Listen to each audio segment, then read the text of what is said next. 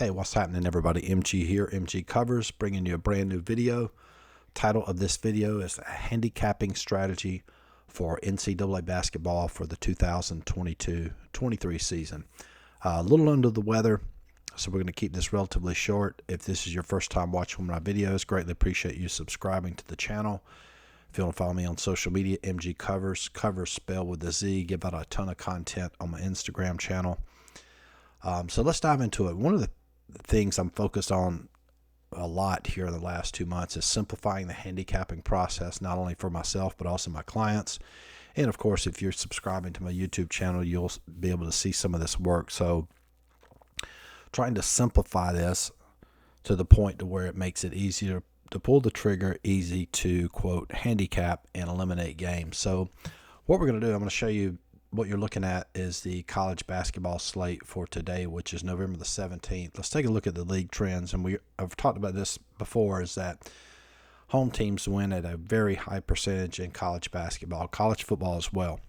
And to start the season, you have college basketball teams winning 84%. This is going to regress some closer to the 70%, which is what it will end up being, close to that number from season to season. So it's extremely high, but still that's something that we need to note. Home teams winning a majority of the time. So we have a statistical edge there by just focusing on home teams, okay?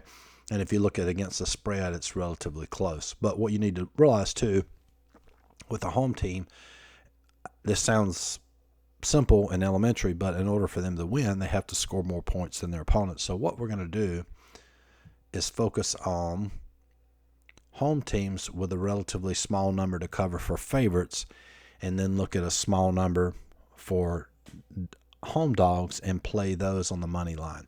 And we got some tournaments going on right now, so we'll skip the neutral games. But for today, let's just go through this. We have Troy here at -5.5. They're 3-0, playing Merrimack. Next one, and so I'm going to avoid these big numbers like the 9.5, 7.5. Next one we have UNC Greensboro +1.5 against Towson. And obviously we're not going to entertain these big numbers here. All right, here's a good one. We got, that would be a good one, Charlotte 4.5, but it's a neutral site, so we'll skip that one. Slide over here to Richmond playing Wichita State at home. We'll add that one to the list. And I'm going to show you this list at the end of the video. Richmond 4.5. I think that number is a little high, so we'll skip that one. At Monmouth at 4.5. We want to play these games to where we have a realistic chance. So we don't want to. We're kind of incorporating that into our handicap, and we don't want to play these big numbers to cover. All right, here's a good one. Miami of Ohio playing Marshall at home +5.5. That would be a dog play. Louisiana Lafayette needs 4.5 to cover against La Tech. They're at home 3-0, off to a really good start. Texas San Antonio 2-1, going up against Texas State at home. They are +5.5 dogs. That's a good one. Tennessee Tech playing Coppin State at home +4.5. That would be a dog play there. And Air Force going up against Portland, home dog +4.5. And you see how I'm doing this is like how it, like, I don't know how many games we have today, but like a normal Saturday, you'd have like 100 games. But see how immediately this simplifies the handicapping process, because we're able to eliminate games. Whether it's football, baseball, you have to have a process for eliminating games. So you're focusing on games that give you the best chance to win and, of course, profit long term.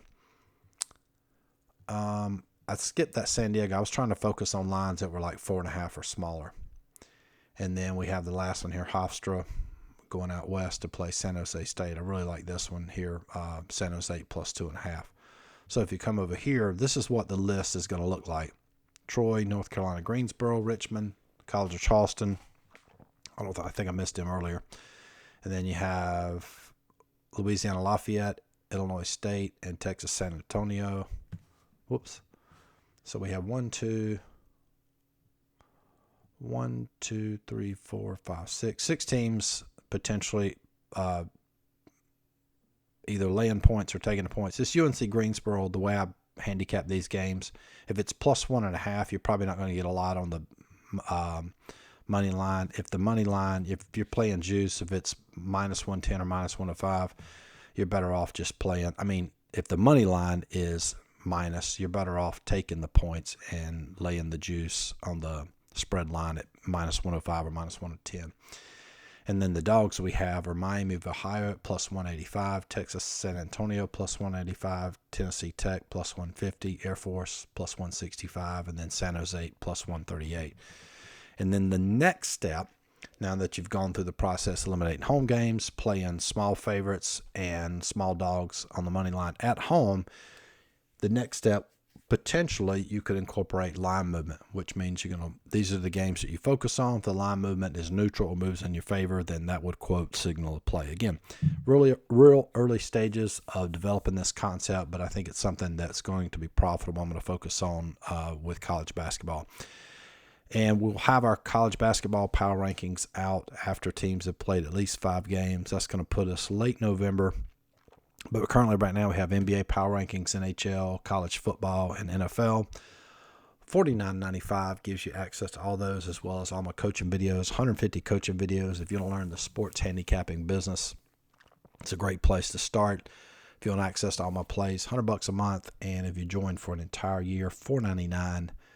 You get a discount of $600 for the entire year, off the entire year, and you get access to everything on the site for $500. Hope this video helps, and probably will continue to post videos around this concept. Again, this is just sort of the infancy stages, but it gives you sort of a background and using that statistical property to your advantage. Hope this helps, and talk to you guys soon. Peace.